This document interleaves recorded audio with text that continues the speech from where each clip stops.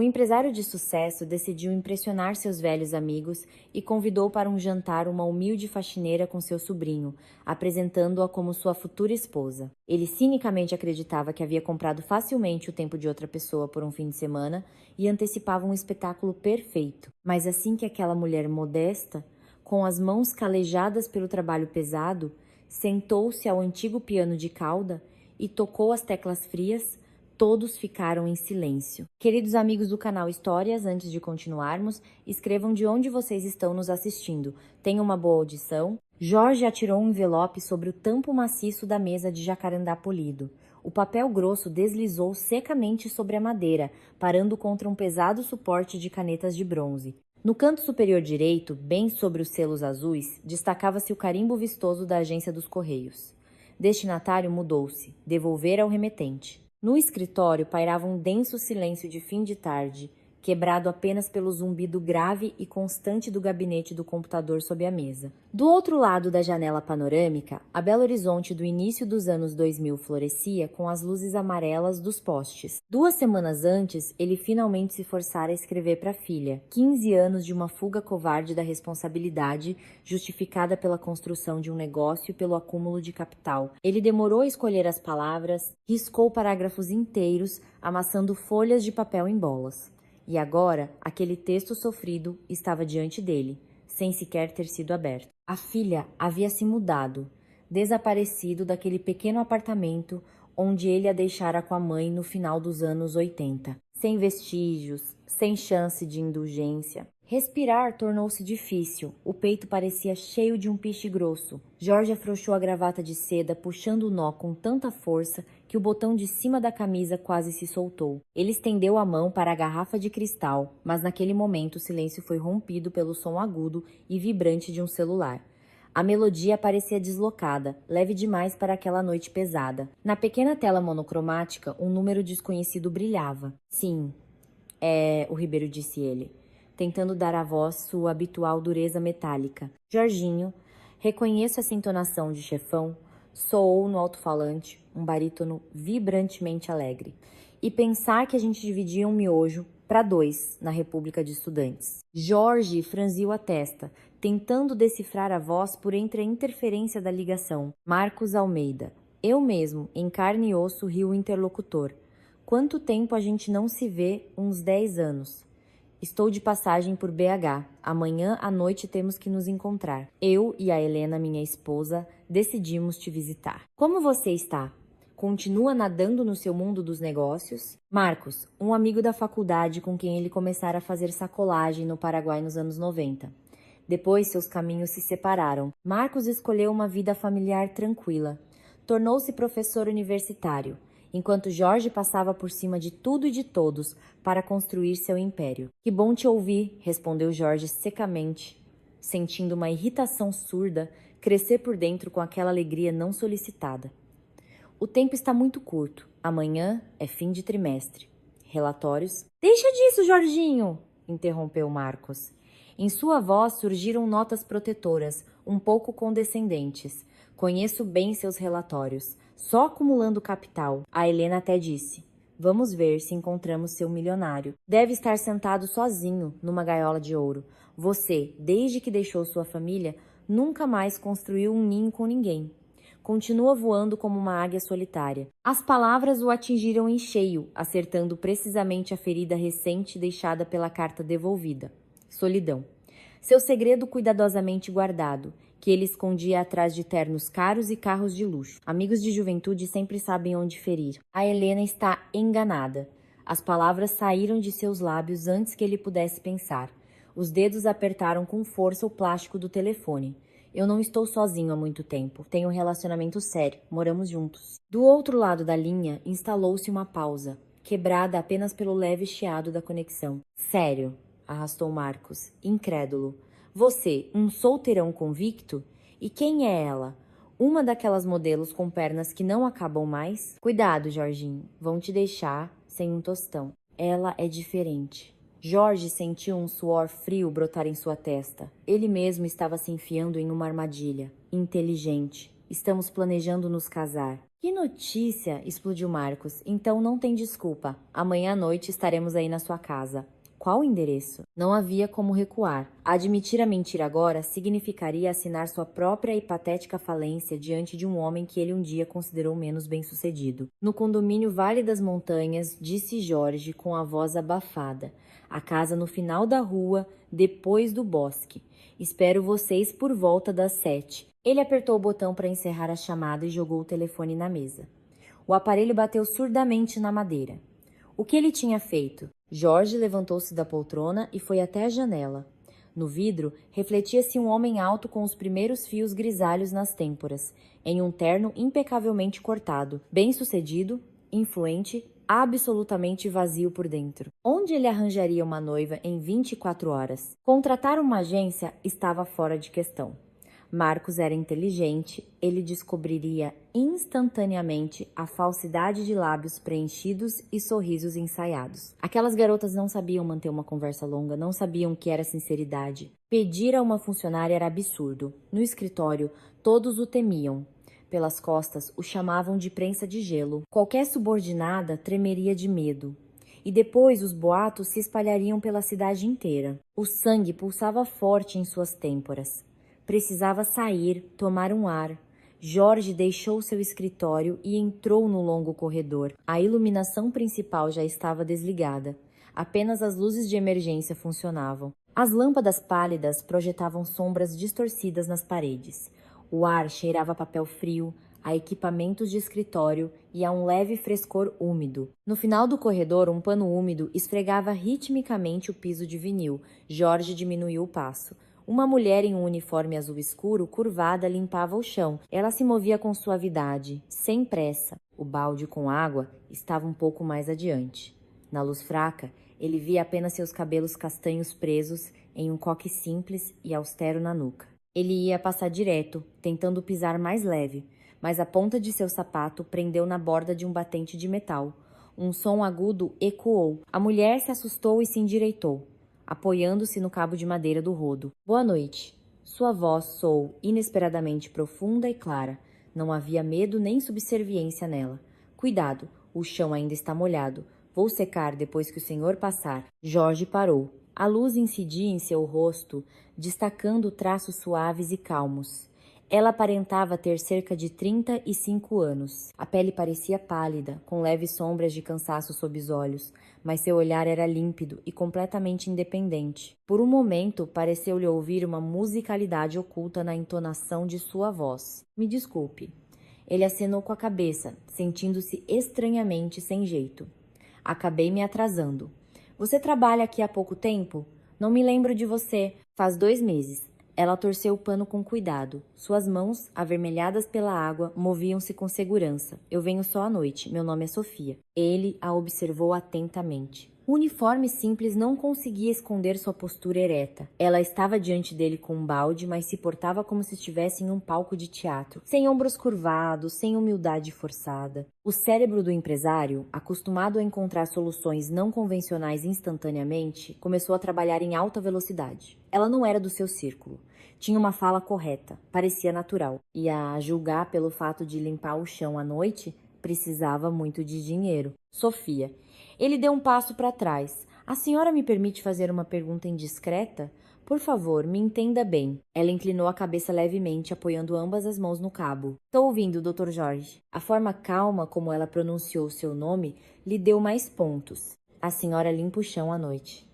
Arrisco a supor que é um bico. A vida obriga. Seus lábios se curvaram em um meio sorriso quase imperceptível.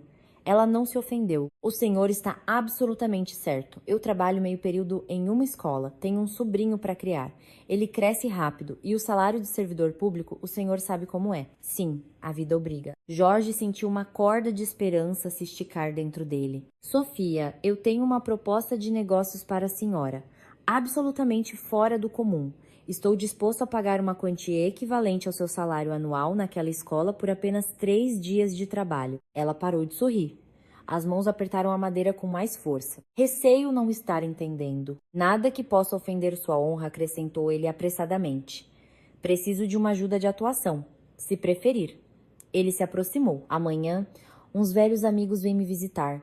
pessoas diante das quais não posso me permitir parecer vulnerável. Eu disse a eles que tenho uma noiva. Preciso que a senhora vá comigo para minha casa de campo e passe o fim de semana lá, no papel de minha futura esposa. Sofia olhou para ele por alguns longos segundos. No silêncio, ouvia-se uma gota de água pingar da borda do balde e se espatifar no piso. Então ela riu baixo, mas de forma completamente sincera. Olhe para mim. Onde estou eu e onde está a sua noiva?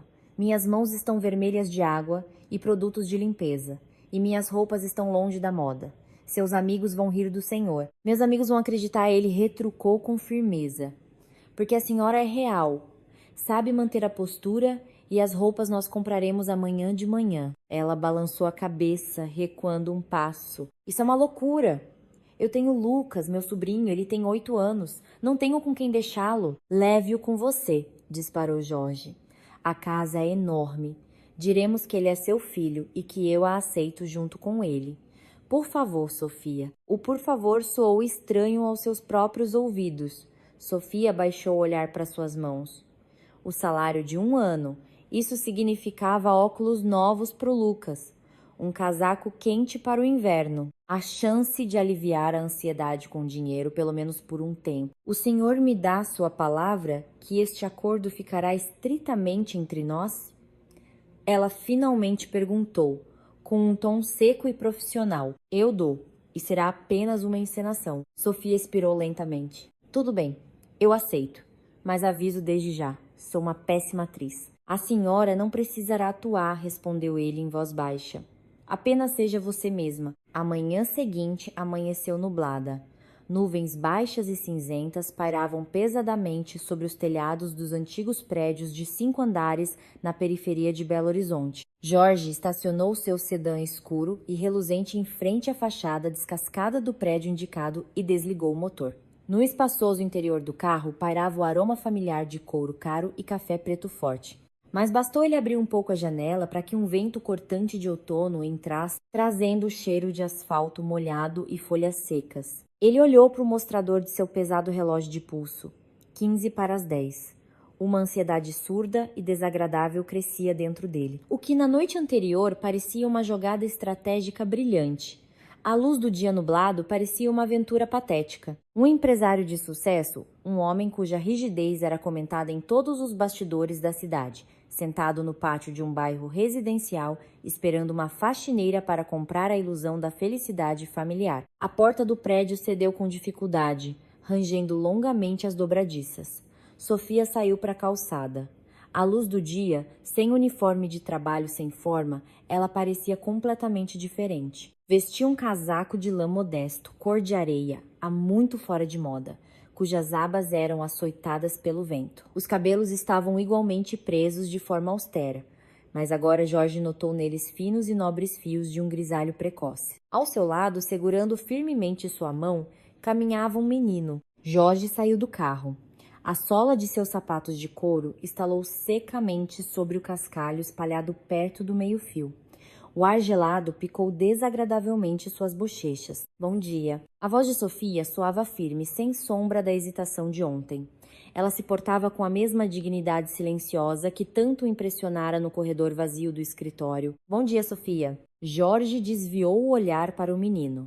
A criança usava uma jaqueta de nylon quente e calças de veludo cotelê. No nariz, óculos de armação grossa de plástico, cuja haste estava cuidadosamente, mas visivelmente, remendada com fita isolante escura. O menino olhava para o homem desconhecido com um olhar sério, adulto e perspicaz. Este é o Lucas, disse Sofia, apertando levemente a mão do sobrinho. Jorge agachou-se para ficar no mesmo nível da criança e estendeu a mão larga. Muito prazer, meu nome é Jorge Ribeiro. Lucas olhou por um segundo para a tia, como se pedindo permissão, e depois colocou sua pequena mão na do homem. O aperto de mão foi surpreendentemente firme para uma criança de 8 anos. Prazer é meu, respondeu Lucas educadamente. A tia Sofia disse que vamos passear na sua casa, no campo, exatamente. Jorge se levantou, sentindo uma leve pontada de consciência sob as costelas, com aquela franqueza infantil. Mas primeiro, precisamos passar em um lugar. Por favor, entrem no carro. As portas se fecharam suavemente, isolando o barulho da rua. Dentro pairou um silêncio tenso. quebrado apenas pelo ronco grave do motor potente. Jorge manobrou para fora do pátio, dirigindo-se ao centro da cidade. Sofia sentou-se no banco da frente, ereta e imóvel, com as mãos sobre os joelhos. Ela não observava o interior luxuoso. Não fazia perguntas desnecessárias. Eles pararam em frente à vitrine reluzente de uma boutique cara de roupas femininas. Sofia olhou para Jorge interrogativamente. Pelo nosso acordo, eu devo apresentá-la aos meus amigos, explicou ele, desligando o motor. Seu guarda-roupa é ótimo para o dia a dia, mas o Marco se lembra de mim de outra forma. Precisamos comprar um vestido para a senhora. E para o Lucas também vamos escolher algo adequado. Dentro da loja cheirava tecido caro e a um leve perfume floral. O carpete macio abafava os passos. Uma vendedora prestativa voou até eles, lançando a Sofia um olhar rápido e profissionalmente avaliador. Nesse olhar, deslizou um leve espanto que, no entanto, foi instantaneamente escondido por um sorriso de praxe, assim que ela viu o relógio no pulso de Jorge. Estamos procurando um vestido de festa. Algo elegante, disse Jorge com autoridade, dirigindo-se às araras com peças brilhantes e bordadas. Ele tirou do cabide um pesado vestido de seda vermelha. Que tal este? Sofia se aproximou. Ela não protestou, nem discutiu na frente da vendedora. Apenas tocou suavemente a manga de seu paletó e falou muito baixo, para que só ele ouvisse. Doutor Jorge, o senhor está convidando velhos amigos para sua casa. Eles o conhecem há anos. Se o senhor apresentar a eles uma mulher em seda vermelha chamativa, vestida como um manequim de vitrine, eles perceberão a mentira no primeiro segundo. Sua companheira imaginária deve corresponder ao meu rosto, à minha idade e não à espessura da sua carteira. Deixe-me escolher. Jorge lentamente colocou o cabide de volta no lugar. Havia uma lógica impecável e devastadora em suas palavras. Ele estava acostumado a resolver problemas com dinheiro, cobrindo-os de ouro, mas aqui esse método falhava. Certo, ele assentiu brevemente. Escolha. Enquanto Sofia estava no provador, Jorge ficou na área de espera com Lucas.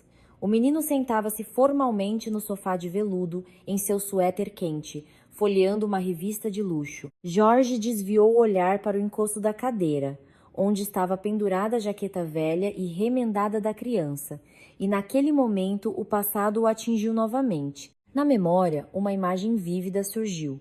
Um minúsculo casaco vermelho com gola de pele branca. Ele o comprara para sua filha em 1988, depois de enfrentar uma fila enorme. Ele o levara para casa e a menina girava em frente ao espelho embaçado no corredor apertado, rindo alto. Aquele foi o último inverno deles. Um mês depois, ele fez as malas e fechou a porta atrás de si, deixando esposa e filha por uma liberdade fantasmagórica e pelos negócios. Uma dor surda e arrastada se espalhou em seu peito, impedindo uma respiração completa. Ele sentiu fisicamente essa perda, não como um erro abstrato da juventude, mas como uma pessoa real e viva que ele mesmo havia apagado de sua vida. Jorge se virou bruscamente, limpando a garganta para afastar a visão indesejada. Ouviu-se um leve farfalhar de tecido. Sofia saiu do provador.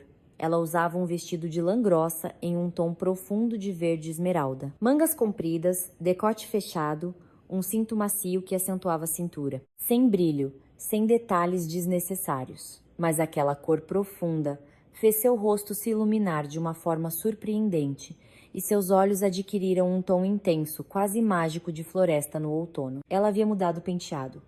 Em vez do coque austero, os cabelos agora estavam presos em um nó suave e elegante na nuca. Jorge sentiu a respiração falhar por um instante.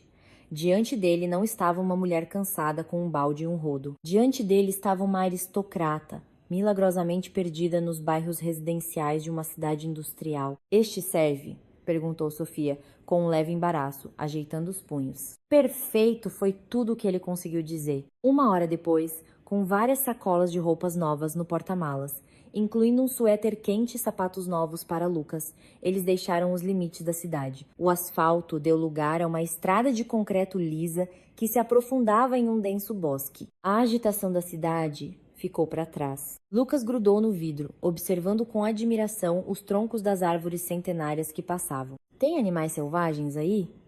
perguntou o menino, sem tirar os olhos da mata. "Com certeza", respondeu Jorge, entrando suavemente em uma curva. "Amanhã de manhã podemos ir aos comedouros. Esquilos aparecem lá com frequência. Se ficarmos quietos, eles pegam nozes direto da mão. Sério, Lucas se virou e em seus olhos brilhou um genuíno encanto infantil. Sofia sorriu suavemente, acariciando o ombro do sobrinho. Uma atmosfera calma, quase serena, instalou-se no carro, completamente atípica para a vida habitual do empresário. Os altos portões de ferro forjado do condomínio de elite se abriram suavemente, deixando o carro passar. Alguns minutos depois, Jorge parou em frente a uma alta mansão de tijolos. A casa era imponente em seu tamanho. Linhas geométricas rígidas, janelas panorâmicas escuras, um gramado perfeito, mas sem vida. Nenhuma árvore, nenhum canteiro de flores, um monumento ao gosto impecável e à solidão absoluta. Sofia saiu do carro. O vento aqui, fora da cidade, era mais fresco. Cheirava a pinho e terra úmida. Ela olhou longamente para a fachada do prédio, encolhendo-se em seu velho casaco. É muito monumental. Ela finalmente encontrou a palavra, tentando não ofender ninguém. Jorge tirou as sacolas do porta-malas. É vazio. Sofia disse ele com a voz abafada, surpreendendo-se com sua própria honestidade. De repente, sentiu uma vergonha insuportável diante daquela mulher por seu palácio frio. Bem-vindos à minha casa. A pesada porta de carvalho cedeu com um clique surdo e satisfeito da fechadura. Um vento fresco de outono invadiu o espaçoso hall de entrada, fazendo dançar no chão de mármore impecável algumas folhas secas trazidas da rua. Jorge cruzou a soleira, deixando os convidados passarem na frente. A casa os recebeu com um silêncio vibrante, quase palpável, e um frio. O ar ali cheirava a cera de móveis caros e a um espaço desabitado. Era o cheiro de quartos de hotel de luxo, onde ninguém fica por mais de alguns dias. Na penumbra, adivinhavam-se os contornos rígidos dos sofás de couro, o brilho frio de detalhes cromados e superfícies interminavelmente vazias. Lucas parou na entrada, segurando firmemente a sacola com suas coisas. O menino, com seu novo suéter grosso, parecia minúsculo no vasto hall. Ele olhava ao redor com cautela, como se temesse quebrar aquela imobilidade de museu. Entrem, não fiquem acanhados. A voz de Jorge ecoou nos tetos altos, soando artificialmente alta. Ele pegou o casaco de Sofia, notando como a peça parecia leve. No primeiro andar ficam a sala de estar e a cozinha. Seus quartos ficam no segundo. Sofia examinou a sala de estar. Enormes janelas do chão ao teto estavam parcialmente cobertas por pesadas cortinas cor de chocolate, que bloqueavam a escassa luz do dia. Em um canto, uma TV de plasma parecia solitária. Ela deu alguns passos sobre o tapete felpudo, que abafava o som de seus passos. Uma casa maravilhosa, Dr. Jorge disse ela suavemente. Mas parece que está dormindo. O senhor me permite? Sem esperar resposta, Sofia caminhou decididamente até a janela mais próxima e puxou as cortinas com força. Os anéis de metal deslizaram pelo varão com um som agudo. A luz cinzenta mais viva do dia inundou instantaneamente o cômodo, arrancando da penumbra as lombadas dos livros nas prateleiras e a superfície brilhante da mesa de centro. O espaço de repente perdeu sua monumentalidade hostil, ganhando volume e profundidade. Assim está muito melhor. Ela se virou e em seus olhos brilhantes havia um toque de ironia calorosa. Uma casa precisa respirar, senão começa a expulsar seus donos. Jorge ficou paralisado e impressionado com a precisão de suas palavras. Nos últimos 5 anos, era exatamente isso que ele fazia. Fugia daqui de manhã cedo e voltava tarde da noite apenas para se jogar na cama. Ele construíra para si uma fortaleza luxuosa que se revelou uma cela de solitária. A senhora tem razão, respondeu ele com a voz abafada, sentindo a tensão interna diminuir. Eu me acostumei com a penumbra. Venham, vou lhes mostrar a cozinha. Lucas, você vem? O menino assentiu, caminhando cuidadosamente pela beirada do tapete. A cozinha era impressionante. Espaçosa, com uma ilha de trabalho no centro, estava equipada com a mais alta tecnologia. A máquina de café embutida brilhava em cromo. Uma coifa maciça pairava sobre o fogão de indução impecavelmente limpo. Sofia passou as pontas dos dedos pela bancada de pedra fria. Alguém já cozinhou aqui alguma vez? Perguntou ela, abrindo um dos armários suspensos. Lá dentro, fileiras perfeitas de taças de cristal e potes vazios. Às vezes eu faço café, admitiu Jorge. Geralmente janto na cidade ou peço delivery. Sofia suspirou baixinho, balançando a cabeça. O suspiro não era de reprovação. Nele havia mais compaixão feminina pela desorganização masculina. Bem, hoje não precisaremos de delivery. Eu tomei a liberdade, ela tirou de sua bolsa um pequeno saco de tecido e um pote de vidro. Minha vizinha de corredor é herveira, isto é, erva cidreira com hortelã de verdade. E aqui, geleia de amora. Precisamos nos aquecer da viagem.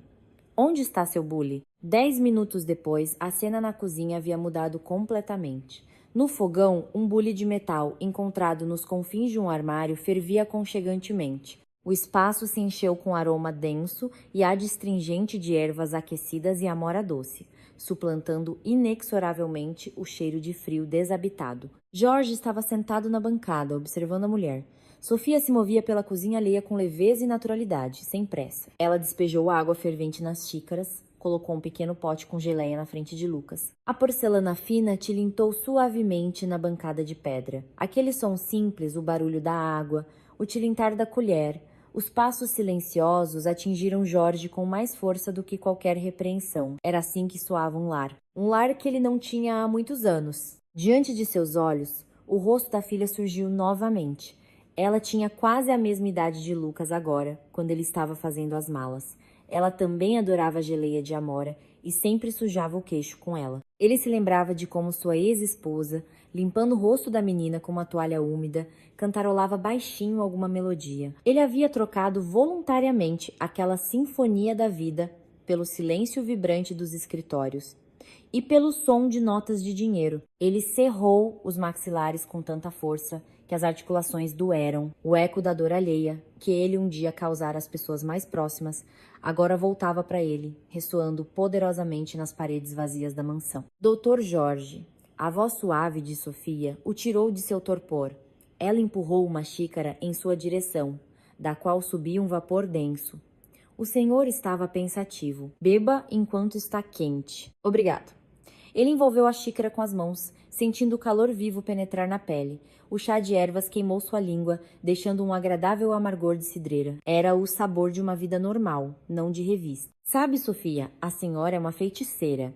Está aqui há apenas meia hora, e a casa já deixou de parecer um mausoléu. Ela se sentou à sua frente, endireitando elegantemente as costas. Uma casa precisa de pessoas e de coisas que guardam histórias. Seus convidados chegam amanhã à noite. Como devemos nos comportar? Precisamos combinar os detalhes da nossa lenda, para não passarmos por uma situação embaraçosa. Jorge sorriu, embora não sentisse alegria. O Marcos é muito perspicaz. Ele é professor universitário. Está acostumado a pegar os alunos em detalhes. Precisamos inventar uma história de como nos conhecemos, algo plausível. Que seja um acaso, disse Sofia pensativamente, contornando a borda da xícara com o dedo.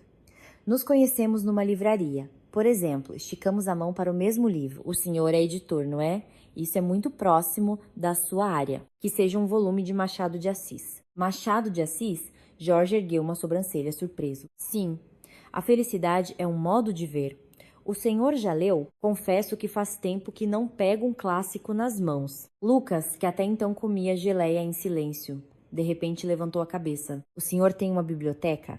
A tia Sofia lê para mim à noite antes de dormir, mas nós só trouxemos um livrinho sobre índios. Tem uma biblioteca, sim. Jorge assentiu na direção de largas portas de vidro fosco no final do corredor, um cômodo inteiro. A verdade é que os livros lá são mais para decoração. Comprei coleções completas de antiquários, mas você pode ir e escolher qualquer um que quiser. O menino limpou a boca cuidadosamente com um guardanapo de papel. Agradeceu educadamente pelo chá e caminhou lentamente em direção à biblioteca. Sozinho com Sofia, Jorge sentiu um desejo irresistível de ser franco. Era um sentimento estranho. Ele não estava acostumado a se abrir com estranhos, mas aquela mulher, com seu olhar sábio e compreensivo, parecia remover uma armadura invisível dele. Estou com vergonha, Sofia disse ele de repente, em voz baixa, olhando para a superfície escura do chá. Ela não o interrompeu, apenas inclinou a cabeça interrogativamente. Tenho 45 anos. Tenho 200 pessoas sob meu comando. Minhas contas bancárias me permitem comprar qualquer imóvel neste país. E para que minha casa cheirasse a chá, precisei contratar uma mulher que limpa o chão no meu próprio escritório. Ele ergueu para ela um olhar pesado, cheio de remorso. O Marcos queria ver um homem de sucesso, mas o sucesso é uma miragem. Eu comprei essa ilusão da senhora por um fim de semana e isso é nojento. O sábado transcorria lentamente para o anoitecer. O ar na espaçosa cozinha se encheu dos aromas densos e ricos de comida caseira, suplantando os últimos vestígios do brilho corporativo. No forno, uma carne assada com ervas aromáticas sibilava. No fogão, um caldo borbulhava suavemente. Jorge estava de pé junto à ilha de mármore, segurando desajeitadamente uma faca com cabo preto. Diante dele, uma montanha de batatas sujas. A casca úmida e áspera deixava um resíduo de terra em seus dedos. O homem tentou tirar uma lasca fina, mas a lâmina afundou profundamente na polpa, arrancando uma boa metade do tubérculo. O suco amarelado espirrou na manga de sua camisa cara. Se o senhor continuar nesse ritmo, doutor Jorge, do nosso acompanhamento, só restarão as lembranças. A voz suave de Sofia interrompeu sua luta desigual com o tubérculo. Ela se aproximou, pegando a batata mutilada de suas mãos. A mulher usava um avental de linho simples, encontrado nos confins de uma despensa. A gola de seu vestido verde esmeralda estava cuidadosamente desabotoada, para não restringir seus movimentos. Eu administro uma editora, resmungou ele, sentindo-se tolo e ao mesmo tempo surpreendentemente calmo. Controlo tiragens enormes e não consigo lidar com um simples vegetal. Sofia passou a faca suavemente, sem esforço aparente, em círculos. A casca começou a cair na pia em uma espiral fina e contínua. Uma editora é um sistema, disse ela, sem tirar os olhos do trabalho. Lá, regras rígidas se aplicam, mas aqui não são necessárias ordens, e sim paciência. A vida raramente obedece a planos de negócios. O senhor está acostumado a dobrar tudo à sua vontade, mas aqui é preciso apenas seguir a forma. Tente de novo, não pressione. Ela lhe entregou outra faca, menor. Jorge pegou a ferramenta, tentando copiar seus movimentos fluidos. O metal deslizou secamente sob a casca. Desta vez, o corte saiu mais fino. O cheiro de batata crua, forte e terroso, de alguma forma o transportou para um passado distante, para a cozinha apertada de um pequeno apartamento, onde ele ajudava sua esposa a preparar o jantar da mesma forma. Ou melhor, pensava que ajudava. O eco da culpa ressoou novamente em seu peito, com um espasmo surdo e persistente. Ele percebeu que, nos últimos 15 anos, se alimentara de iguarias de restaurante, sem alma ou de sanduíches secos em seu escritório. Sabe, disse Jorge em voz baixa, lavando a terra dos dedos sob a água fria da torneira, o Marcos sempre invejou minha independência. Nos tempos de faculdade, contávamos as moedas até a bolsa de estudos. Depois, eu fui para o comércio e ele ficou na universidade. Casou-se com a Helena. Ela é uma mulher autoritária, barulhenta. O Marcos costumava reclamar que vivia sob as ordens dela. Eu sempre me orgulhei de não dever nada a ninguém. E agora o senhor está comprando a ilusão de dependência para provar o contrário a ele. Sofia jogou as cascas no lixo. O som da queda pareceu anormalmente alto no silêncio que se seguiu. Agora eu entendo que minha independência é apenas um nome bonito para o vazio. Ela ergueu para ele seu olhar atento e brilhante. Nele não havia pena nem condenação, apenas uma compreensão profunda e sábia. As ilusões desmoronam, Dr. Jorge, mais cedo ou mais tarde. O importante é que reste algo real sob os escombros. Precisamos arrumar a mesa na sala de jantar. O Lucas se ofereceu para ajudar a colocar os pratos. Jorge assentiu, secando as mãos em uma toalha de linho. Vou pegar a toalha de mesa e as taças, e enquanto isso, a senhora escolhe o livro para nossa lenda. Eu disse que a biblioteca fica logo ali no corredor. Na mesa, há algumas edições antigas de Machado de Assis. Pegue qualquer uma. Sofia ajeitou o avental e foi para o interior da casa. Seus passos se afogavam no pelo do tapete grosso. A porta de vidro fosco se abriu silenciosamente, deixando-a entrar em um cômodo espaçoso que cheirava a papel velho, tinta de impressão e poeira seca. Ao longo das paredes erguiam-se estantes maciças de madeira escura, densamente preenchidas com livros de encadernação de couro. Ali era mais fresco do que na cozinha. A luz penetrava por uma fresta nas cortinas grossas, iluminando uma imponente escrivaninha de mogno. Sofia se aproximou. Na mesa reinava uma ordem perfeita. Uma caneta tinteiro cara, uma pilha de papel limpo, um calendário de mesa e alguns livros abertos, como Jorge havia dito. Ela estendeu a mão para um volume grosso com a lombada gasta. Contos. Sofia moveu o livro para mais perto da borda da mesa e, nesse momento, um pequeno retângulo de papelão deslizou de debaixo da capa dura. Uma fotografia planou suavemente sobre a superfície polida. Sofia congelou. Na foto amarelada e desbotada, uma menina de uns 5 anos estava retratada. Ela usava um casaco de inverno engraçado com gola branca, em frente a uma parede de tijolos de uma casa antiga. A menina sorria feliz, apertando os olhos contra o sol forte. No verso, com tinta azul, uma caligrafia masculina e arrojada dizia: Minha Alice, 1988. O quebra-cabeça na cabeça de Sofia se montou instantaneamente. A armadura de gelo de Jorge, sua casa enorme e vazia, sua reação desajeitada, quase assustada, a Lucas e o desejo desesperado de provar a um amigo de escola sua realização na vida pessoal. Ele não era apenas um solteirão convicto. Era um homem que um dia abandonou seu próprio filho e agora carregava essa cruz, tentando se redimir do passado com dinheiro e status. O ar da biblioteca pareceu pesado a Sofia, difícil de respirar. Ela se lembrou de seu irmão, o pai de Lucas, que morrera 5 anos antes. Lembrou-se de como percorreu os corredores dos órgãos de tutela, provando seu direito de criar o sobrinho, enquanto os funcionários avaliavam seu modesto salário de professora. Ela daria tudo no mundo para que o pai de Lucas estivesse vivo. E o homem que agora estava em sua cozinha havia renunciado voluntariamente a seu tesouro. A porta atrás dela rangeu. Sofia se sobressaltou e se virou. Na soleira estava Jorge. Em suas mãos, uma pilha de guardanapos de tecido branco. Seu olhar caiu sobre a mesa, diretamente na fotografia exposta. Os guardanapos deslizaram de suas mãos com um farfalhar suave e caíram no chão. O silêncio no cômodo tornou-se vibrante, quase insuportável. O rosto de Jorge perdeu instantaneamente toda a cor. Seus traços se aguçaram, transformando-se em uma máscara de gesso sem vida. A senhora. Sua voz falhou em um sussurro baixo e doloroso. A senhora não deveria ter visto isso. Sofia não desviou o olhar. Ela permaneceu ereta, apoiando as pontas dos dedos na borda da pesada escrivaninha. Em seu peito, 2 sentimentos lutavam. Um desprezo ardente pelo homem que abandonara sua família e uma compaixão aguda, quase maternal, pela dor que agora distorcia seu rosto. Eu não procurei por esta foto, Dr. Jorge. Sua voz soou firme, mas com aquela nota vibrante com que os professores repreendem os alunos faltosos.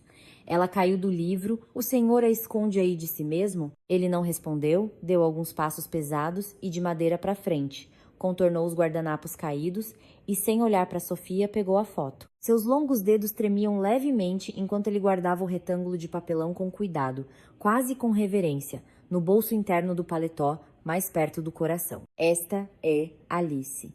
Minha filha, disse Jorge com a voz abafada, olhando para a janela, onde o crepúsculo azul já se adensava. Ela tinha 5 anos quando eu fui embora. Morávamos em um apartamento minúsculo. O dinheiro nunca era suficiente. Eu queria liberdade, queria construir um negócio. Parecia-me que a família era uma âncora que me puxava para o fundo.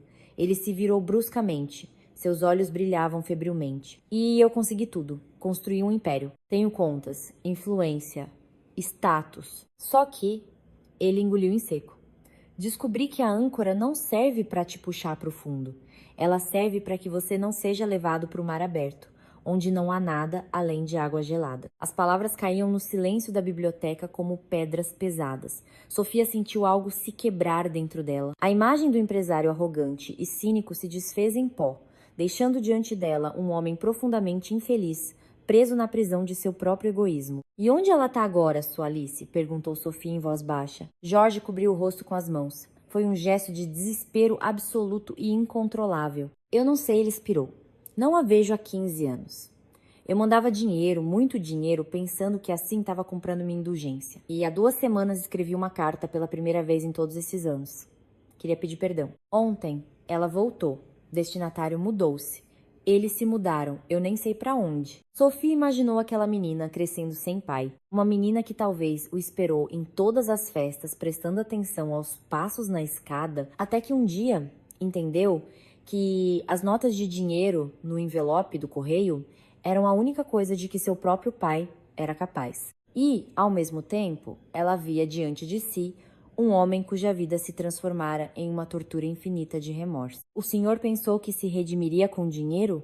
Havia amargura na voz de Sofia. As crianças não precisam de contas bancárias, Dr. Jorge. Elas precisam que alguém segure sua mão quando estão com medo. Que as elogiem por uma casinha mal desenhada. Meu irmão morreu quando Lucas tinha 3 anos. E sabe do que o menino se lembra? Não dos brinquedos que ele comprava. Ele se lembra de como o pai o carregava nos ombros. Essa é a única lembrança que não se pode comprar com milhões. Ela deu um passo em sua direção. O Marcos chegará em 1 hora. Ele procurará pontos fracos em sua defesa. Mas sua principal fraqueza não é não ter uma noiva, mas ter medo de admitir seu erro, até mesmo para si mesmo. O Senhor se esconde atrás desta casa, destes ternos, de mim. Jorge baixou as mãos. Seu rosto parecia abatido, cinzento na luz fraca da biblioteca. O que a senhora sugere? Contar a verdade ao Marcos? Confessar que sou um covarde patético que contratou uma faxineira para fingir felicidade? Não respondeu Sofia com firmeza. Nós vamos jogar nossa partida. Vamos receber seus convidados como combinado, mas o senhor precisa me prometer uma coisa. Ela o olhou diretamente nos olhos, e naquele olhar havia a força inabalável de uma mulher acostumada a sobreviver em condições muito mais duras do que ele. Amanhã, quando formos embora, o senhor não vai ficar se lamentando. Vai usar todos os seus contatos, contratar detetives, virar esta cidade de cabeça para baixo, mas vai encontrar sua filha. Não para sua própria paz de espírito, mas por ela. O Senhor precisa olhar nos olhos dela e dizer o que escreveu naquela carta. Prometa-me. Jorge olhou para ela por um longo tempo. No silêncio vibrante da casa, ouviu-se claramente a risada distante e cristalina de Lucas. O menino assistia à televisão na sala de estar. Aquele som, vivo e quente, foi a gota d'água. Prometo, disse ele, quase inaudível, mas com firmeza. Sofia assentiu. Pegou o volume de Machado de Assis da mesa e se dirigiu para a saída. Vamos, Dr. Jorge. Nossa carne está no forno, provavelmente já está pronta e os guardanapos não vão se arrumar sozinhos.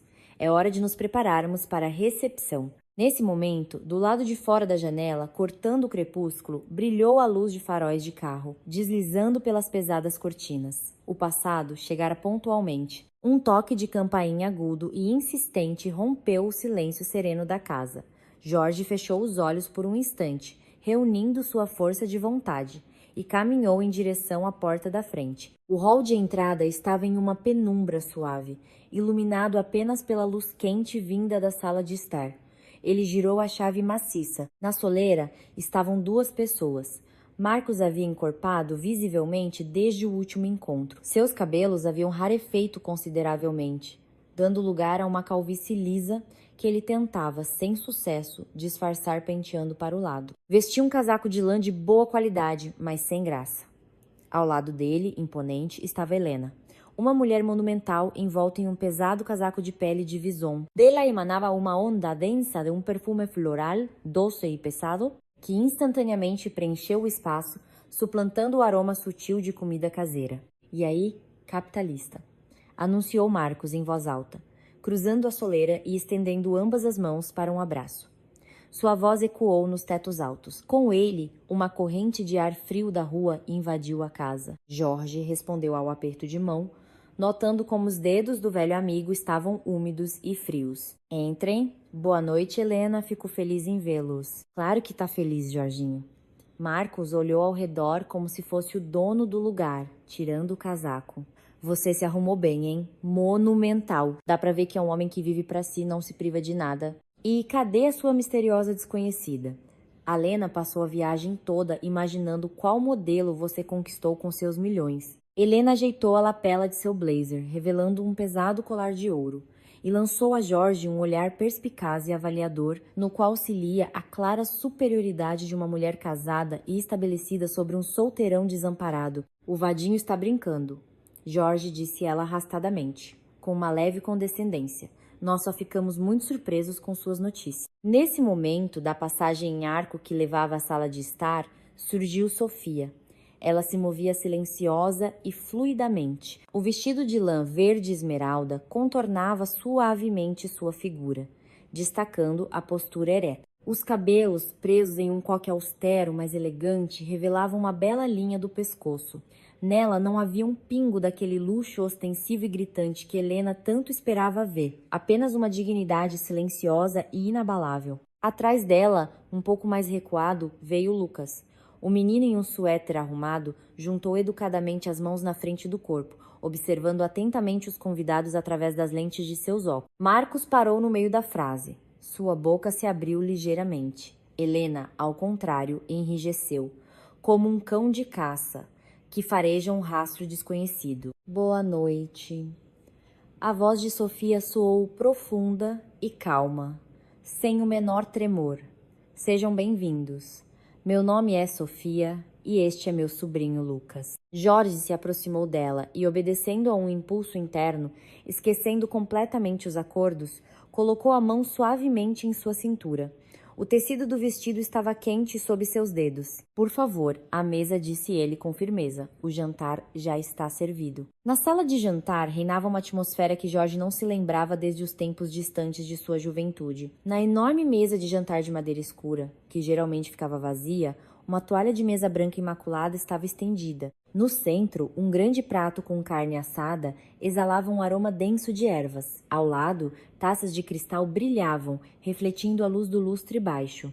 Os convidados tomaram seus lugares. Marcos encheu o prato com evidente prazer, enquanto Helena, mal provando o vinho seco, começou seu elegante cerco. O som dos talheres de prata contra a porcelana parecia ensurdecedor para Jorge. Sofia. Helena limpou os lábios com um guardanapo, inclinando a cabeça ligeiramente. Confesso que o Jorge nos deixou intrigados. Ele sempre foi um solitário tão convicto. Como você conseguiu quebrar essa armadura? Onde se conheceram? Em algum clube exclusivo? Sofia pousou o garfo delicadamente. Ela encontrou o olhar de Helena diretamente, sem desviar os olhos. Numa livraria, Helena. O Dr. Jorge esticou a mão para o mesmo volume de Machado de Assis que eu. Sabe, nesta época de correria, às vezes os livros se tornam os melhores lugares para encontros. Marcos soltou uma gargalhada alta, quase se engasgando com a carne. O Jorginho e Machado de Assis... Ah, não me faça rir. Nosso Jorge, nos últimos 15 anos, só lê relatórios financeiros e cotações da bolsa. Ele é um homem de números, não de letras. As palavras do amigo atingiram Jorge, não por serem mentira, mas por serem a mais absoluta verdade. Ele de repente se viu de fora, pelos olhos daquelas pessoas. Um mecanismo seco e calculista, incapaz de sentimentos sutis. O eco de suas próprias ações e bravatas passadas agora retornava a ele na forma de zombaria daqueles que ele mesmo um dia afastara. As pessoas mudam, Marcos disse Jorge, tentando falar com firmeza. Os dedos apertaram com força a haste da taça. Às vezes é preciso parar para entender que os números não te aquecem à noite. Helena desviou o olhar para Lucas, que comia o acompanhamento em silêncio e com muito cuidado. Que menino educado, provocou ela, embora em seu tom houvesse uma leve falsidade. E você, Lucas, deve estar muito feliz que sua tia arranjou um noivo tão rico. É uma vida completamente diferente, não é? Um silêncio denso se instalou na sala de jantar. Jorge sentiu uma fúria surda crescer dentro dele. Helena estava atingindo o ponto mais doloroso, insinuando o mercantilismo de Sofia usando uma criança para isso. Mas Lucas, ajeitando os óculos com a haste remendada, olhou para Helena com total seriedade. O Dr. Jorge é bom, respondeu o menino com uma voz cristalina e honesta. Ele não briga quando eu descasco as batatas torto, e ele tem muitos livros. Essa resposta simples e ingênua desarmou a todos. Marcos grunhiu, encarando o próprio prato. E Helena, por um segundo, perdeu seu sorriso social perfeito. Sofia sorriu suavemente para o sobrinho e desviou o olhar para Helena. As crianças veem as coisas de outra forma, disse ela em voz baixa.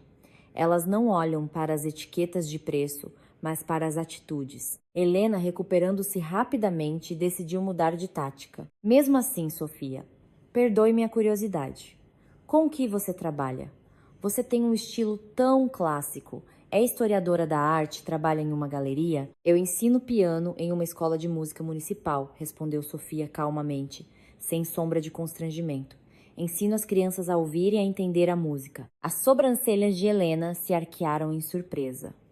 Seu olhar deslizou novamente pela figura de Jorge, depois pelas paredes luxuosas da sala de jantar. O contraste entre o dono de um império e uma simples professora era gritante demais. Numa escola municipal, arrastou Helena. Que encanto. Deve ser tão espiritual e, suponho, não traz absolutamente nenhuma renda nesses tempos difíceis. É preciso ter muita coragem para escolher um caminho assim, quando todos ao redor estão construindo fortuna. Jorge se inclinou para frente, com a intenção de cortar a convidada bruscamente, mas Sofia o antecipou. A arte raramente é medida em notas de dinheiro, Helena. Sua voz soou um pouco mais grave, adquirindo uma densidade e força surpreendentes. Ela é medida pelo que fica na pessoa depois que o último acorde silencia. Dinheiro pode ser ganho, perdido, acumulado novamente. Mas se por dentro há um vazio, nenhuma conta bancária o preencherá. Prefiro ensinar o belo às crianças, mesmo que isso não traga montanhas de ouro, a viver na abundância, mas com um coração surdo. Jorge olhava para ela, e um sentimento de profunda e sincera admiração se misturava com uma pontada aguda de vergonha. Ela não estava se defendendo. Ela, a mulher com calos de tanto usar o rodo, estava defendendo o direito dele à humanidade diante de seus próprios amigos. Ela não estava atuando. Em cada palavra sua, soava uma verdade inabalável, que ela mesma conquistara com sofrimento. O jantar estava chegando ao fim. A tensão na mesa diminuiu um pouco, dando lugar a conversas preguiçosas sobre o tempo e conhecidos em comum. Marcos recostou-se na cadeira, satisfeito, acariciando a barriga. E Helena, tendo perdido o interesse em interrogar, começou a observar a decoração. Os convidados se mudaram para a espaçosa sala de estar, onde reinava uma penumbra, quebrada apenas pela luz suave dos abajures. O olhar de Helena parou em um canto distante da sala. Ali, perto de uma ampla janela, erguia-se um imponente piano de cauda antigo. O instrumento de madeira preta, incrustado com madrepérola, era uma verdadeira obra de arte do final do século XIX. Jorge o comprara em um leilão fechado 5 anos antes, puramente por prestígio. O piano estava ali como uma peça de museu morta. Ninguém jamais havia levantado sua pesada tampa. Que coisa incrível! Helena se aproximou, admirando o polimento perfeito. Jorge, você não para de me surpreender. Uma antiguidade de verdade. Por acaso decidiu se dedicar à música nas horas vagas? Ou ele tá aqui só para decorar, como a maioria das coisas nesta casa? É mais um investimento, respondeu Jorge secamente, sentindo a tensão no ar se adensar novamente. E um objeto de decoração. O instrumento está em silêncio há muito tempo. Helena se virou para Sofia, e em seus olhos brilhou uma luz de triunfo. Sofia, você é professora de música, não é? Que coincidência! Talvez você possa dar vida a este belo objeto de decoração, ou está acostumada a tocar apenas em pianos de escola desafinados e tem medo de se aproximar de uma verdadeira obra-prima. Jorge deu um passo à frente, com a intenção de encerrar aquela farsa. Helena, já chega. O instrumento não está afinado e a noite não é para concertos. Mas Sofia tocou seu cotovelo suavemente. Em seus olhos brilhantes não havia medo nem ofensa. Apenas uma determinação calma e concentrada. Está tudo bem, Jorge disse ela em voz baixa. Depois se virou para Helena.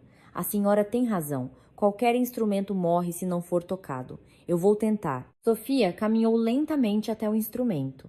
Na penumbra da sala, seu vestido verde esmeralda parecia quase preto, fundindo-se com as laterais polidas do piano. Ela pousou as palmas das mãos na pesada tampa de madeira. O movimento foi lento, quase ritualístico, como um médico que toca um paciente para quem há muito não há esperança. A tampa cedeu com um suspiro surdo e prolongado, revelando a fileira ordenada de teclas pretas e brancas. O instrumento dormira por muitos anos, acumulando a poeira do tempo sob uma camada de verniz caro. Sofia sentou-se na banqueta, endireitou as costas e ficou imóvel por um instante. Nessa pausa, parecia pairar toda a tensão da noite. Helena estava ao lado, de braços cruzados. Em seus lábios ainda brincava um meio sorriso condescendente. Marcos olhava entediado para o gesto do teto. Jorge, no entanto, não conseguia desviar o olhar de Sofia. Naquele momento, ela não parecia uma faxineira contratada, nem uma professora de um bairro residencial, mas uma sacerdotisa de algum culto antigo e esquecido. Seus dedos tocaram as teclas. O primeiro acorde ressoou pela casa enorme, como o trovão de uma tempestade de primavera. Não foi alto, mas surpreendentemente denso, vibrante. O piano, que por anos ficara ali como uma antiguidade morta, de repente ganhou vida, respondendo ao calor das mãos humanas. Sofia não tocou peças de salão da moda ou marchas pomposas. Ela escolheu um noturno de Chopin, complexo, profundo, tecido de uma melancolia luminosa e uma esperança não dita. Os sons fluíam de seus dedos não como um fluxo uniforme, mas se entrelaçavam, respiravam, como um organismo vivo. A música preenchia o espaço frio da sala de estar. penetrando em cada canto, pousando nas cortinas pesadas e nos sofás de couro. No início, a melodia soava cautelosa, como se estivesse tateando as paredes daquela casa, mas a cada compasso ganhava força, tornando-se mais confiante e pura. Nela ouvia-se a dor das perdas, a amargura da solidão, as longas noites insones e uma fé silenciosa e teimosa de que, após a noite mais escura, o amanhecer certamente virá. Jorge sentiu um arrepio desagradável percorrer suas costas, que foi instantaneamente substituído por uma onda de calor. Aquela música não apenas soava, ela lhe arrancava a pele. O eco de sua própria dor, que ele tão diligentemente escondia em cofres e caixas de banco, agora irrompia, multiplicada pelo talento daquela mulher. Ele se lembrou da foto de Alice na biblioteca. Lembrou-se dos olhos vazios de sua ex-esposa quando fechou a porta atrás de si. Lembrou-se de cada noite insone naquela casa enorme e morta. Ele olhou para os convidados. Marcos não olhava mais para o teto. Estava sentado, pesadamente curvado, com os cotovelos apoiados nos joelhos, olhando para o chão. Toda a sua bravata e risadas altas haviam desaparecido, deixando apenas um homem cansado que talvez também escondesse seu próprio vazio por trás de uma fachada animada. Helena estava paralisada. Suas mãos caíram lentamente ao lado do corpo. O sorriso condescendente se apagou de seu rosto, dando lugar a uma surpresa genuína, quase assustada. Naquele momento, ela não era mais uma socialite. Era apenas uma mulher cuja alma fora tocada pela arte autêntica. Lucas se aproximou silenciosamente do piano e parou ao lado da banqueta, sem tirar os olhos admirados das mãos da tia. Para ele, ela sempre fora uma feiticeira, mas agora todos viam essa magia. Sofia tocava como se não houvesse ninguém na sala. Seus olhos estavam semicerrados, os ombros balançavam levemente no ritmo da melodia. Ela depositava naquele instrumento antigo toda a sua ternura não gasta, todo o cansaço dos turnos noturnos com balde e rodo, todo o seu amor por aquele menino de óculos. Ela não tentava provar nada a Helena ou a Marcos. Ela simplesmente conversava com a alma daquela casa. O último acorde se dissipou, dissolvendo-se no teto alto, mas a vibração do som parecia ainda pairar no ar. Sofia baixou suavemente as mãos para os joelhos e abriu os olhos. O silêncio que se seguiu à música era de uma natureza completamente diferente daquele que recebera os convidados na porta. Era o silêncio não do vazio, mas do assombro. O primeiro a quebrar o silêncio foi Marcos. Ele se levantou pesadamente da poltrona, tossiu, como se limpasse a garganta de um nó que subitamente se formara. Jorginho, disse ele com a voz abafada, sem olhar para o amigo. Retiro o que disse. Machado de Assis. Então, Machado de Assis. Você tem uma mulher incrível. Cuide bem dela. Helena sentiu em silêncio. Toda a sua arrogância havia desaparecido. Ela parecia desconcertada e surpreendentemente quieta. Foi incrível, Sofia disse ela sinceramente, pegando seu pesado casaco. Obrigada. Acho que já vamos. O Marcos tem que pegar a estrada cedo amanhã. A despedida foi apressada. Não houve longos abraços nem promessas ruidosas de um novo encontro. Os convidados se apressaram em deixar a casa, como se temessem que aquela sinceridade repentina fosse contagiosa. Quando a pesada porta de carvalho se fechou atrás de Marcos e Helena, Jorge ficou sozinho no hall. Ele estava na penumbra, ouvindo o som do carro se afastando. Dentro dele reinava o caos. O acordo fora cumprido, ele salvara sua reputação diante dos amigos, mas por alguma razão, essa vitória parecia a pior derrota de sua vida. Ele caminhou lentamente para a sala de estar. Sofia estava sentada perto da lareira, com um cobertor quente sobre os ombros. Ao lado dela, no tapete encostado em seus joelhos, dormia Lucas. Seus óculos haviam escorregado para o lado. Sofia acariciava suavemente os cabelos do menino. Eles foram embora, disse Jorge em voz baixa, parando ao lado. Eu ouvi. Ela não levantou os olhos. Nosso acordo está cumprido, Dr. Jorge. Sua reputação está salva. Amanhã de manhã chamaremos um táxi e iremos embora. As palavras o atingiram em cheio. Acordo. Iremos embora. Ele olhou para a mulher que, em uma noite, enchera sua casa de vida, luz e música. A mulher que o defendera de ataques sem exigir nada em troca, além do pagamento combinado. E ele entendeu, com uma clareza assustadora, que se a porta se fechasse atrás dela amanhã, esta casa se transformaria definitivamente em um túmulo, no qual ele seria enterrado vivo com seus milhões. E desta vez, ele não poderia culpar ninguém a não ser a si mesmo. A manhã de domingo começou em silêncio, mas não era o silêncio suave e sereno que envolvera a casa na véspera, quando o bule com chá de cidreira fervia no fogão. Era o silêncio da retirada. O silêncio do oxigênio, sendo rapidamente drenado do ambiente, George abriu os olhos. A luz se infiltrava pelas cortinas mal fechadas de seu quarto, destacando partículas de poeira dançando no ar frio. Ele estava deitado de costas, olhando para o teto branco e perfeito. Os músculos estavam enrijecidos. Na boca, um gosto amargo do vinho da noite anterior e de palavras não ditas. Em algum lugar lá embaixo, no primeiro andar, o zíper de metal de uma mala de viagem estalou secamente. O som ecoou no espaço vazio como um tiro. Eles estavam indo embora. Ele se levantou, vestiu um cardigã de lã grosso.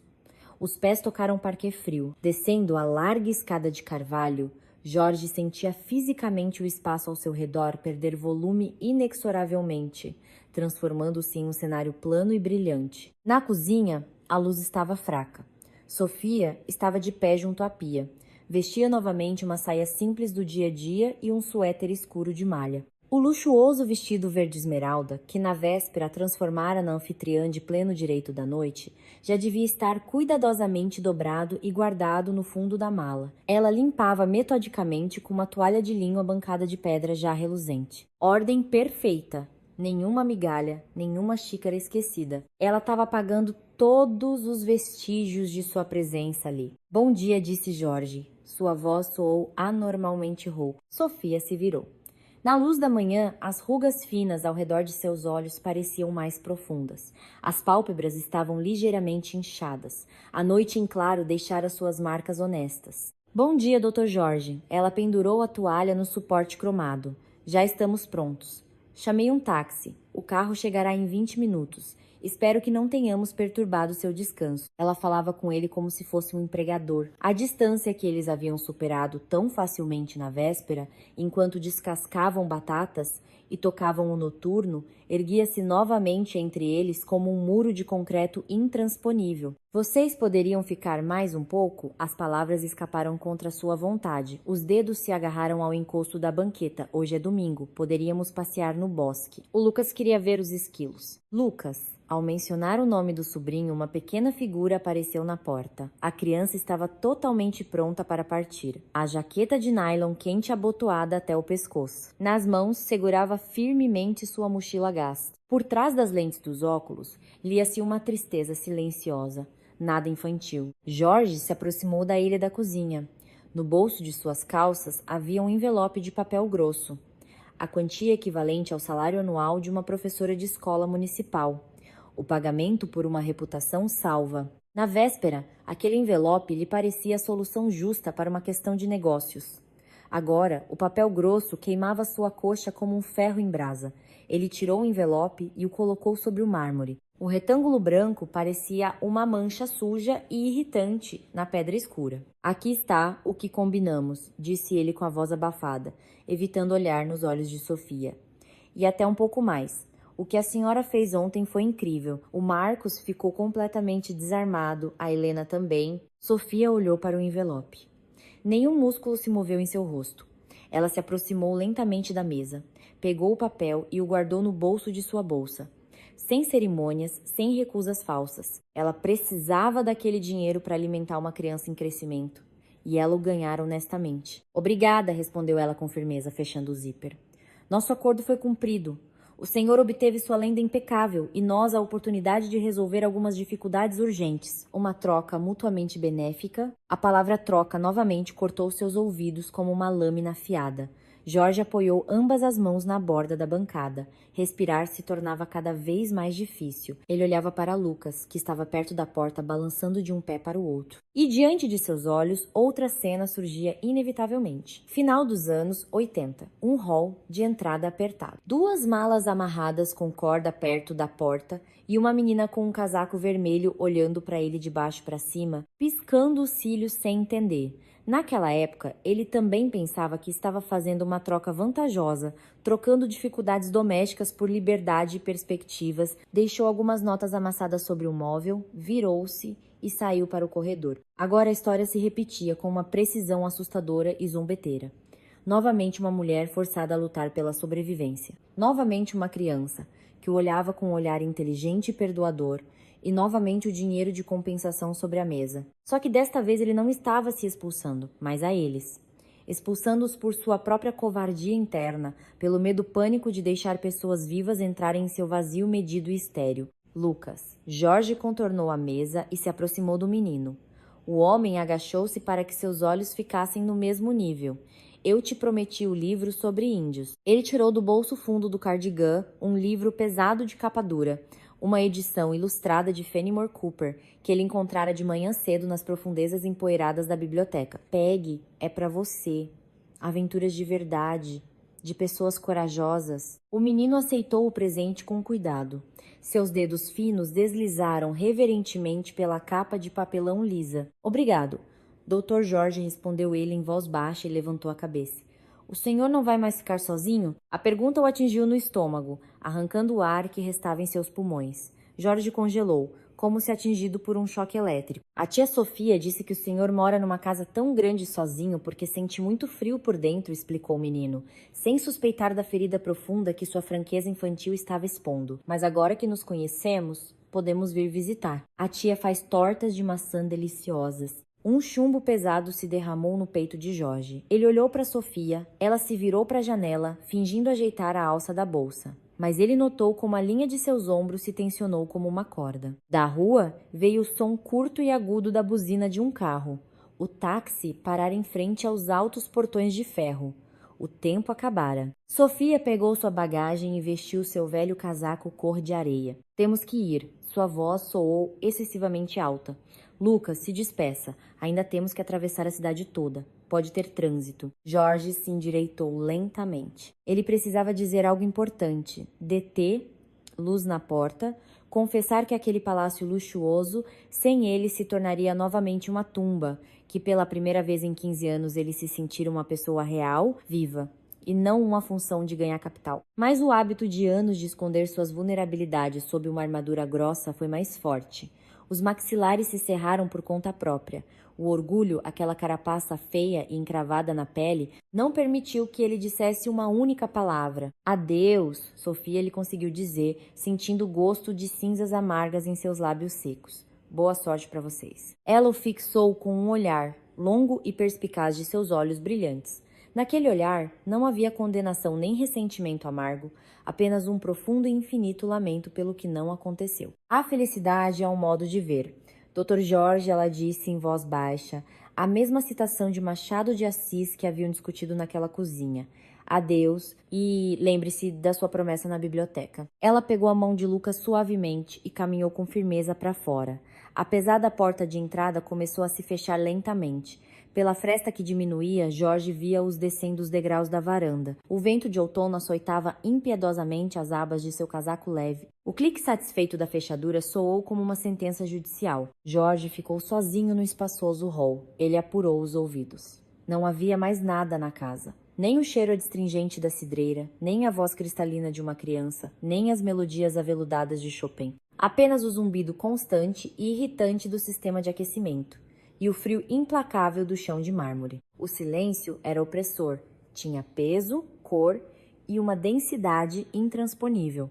Envolvia Jorge em um casulo surdo, privando-o da capacidade de se mover. Ele olhava para a maciça porta de carvalho, atrás da qual Sofia e Lucas haviam desaparecido, e sentia os últimos bastiões de seu falso orgulho desmoronarem com um estrondo ensurdecedor. Para que ele construir aquela fortaleza, para aos 45 anos estar no meio de um esplendor de mármore, um homem completamente quebrado, seu olhar caiu sobre um pequeno detalhe. No puff da entrada havia uma embalagem de bala de menta amassada.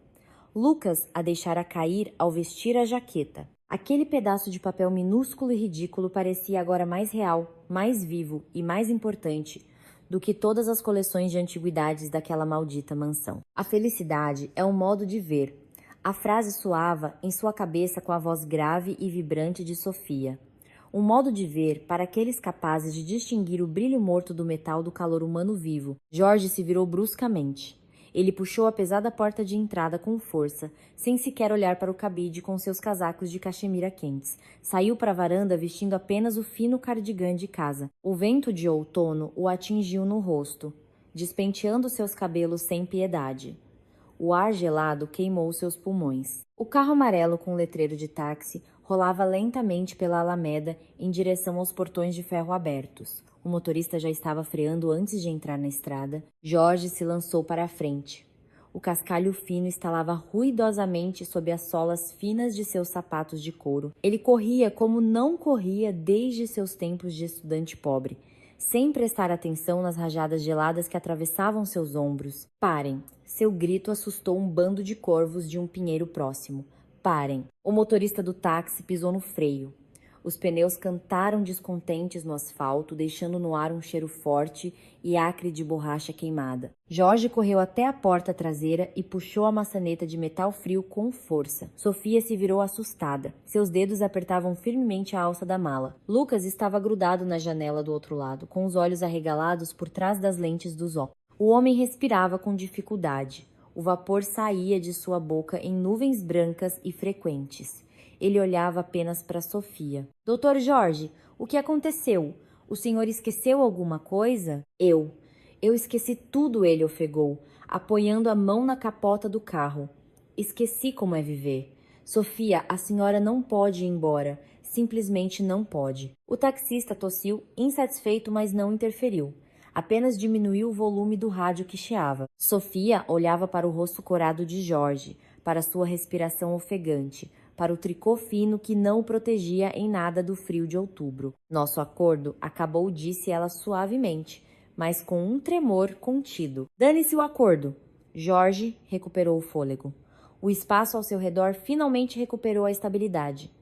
Dane-se todos esses papéis, acordos e envelopes. Eu te imploro, volte. Não como atriz, não como salvadora da minha reputação. Volte como a pessoa de quem eu preciso mais do que do ar que respiro. Esta casa está morta sem você. Eu mesmo estou morto sem você. Eu admito. Sou um covarde que se escondeu atrás do dinheiro de seus próprios erros, mas você me fez acordar. Ele estendeu a mão. Os dedos longos tremiam finamente pela tensão e pelo frio. Por favor, eu quero aprender a descascar batatas. Eu quero ouvir Chopin todas as noites. Eu quero voltar a ser real. Sofia permaneceu em silêncio. Em seus olhos brilhantes, uma lágrima brilhou, que ela nem tentou esconder. Ela desviou o olhar para Lucas. O menino olhava para o homem ofegante com extrema seriedade e, em seguida, com confiança, como um adulto, assentiu. A mulher soltou a mala. Sua mão quente pousou sobre os dedos congelados de Jorge. Nós voltaremos, respondeu ela em voz baixa. Mas apenas se o senhor cumprir a promessa que me fez ontem na biblioteca. 6 meses depois, em meados de um maio quente, impregnado pelos aromas de terra úmida e botões se abrindo, Jorge estava parado em frente a uma porta de metal surrada em um bairro residencial de uma cidade vizinha. Atrás dele, o motor de um carro estacionado roncava suavemente. No interior, estavam Sofia e Lucas, dando-lhe o sentimento mais importante do mundo. A fé de que após qualquer queda, é possível se levantar se alguém estiver esperando por você. Jorge levantou a mão e apertou o botão de plástico preto da campainha. Atrás da porta ouviram-se passos leves e rápidos. A fechadura estalou. A porta se entreabriu. Na soleira estava uma jovem mulher.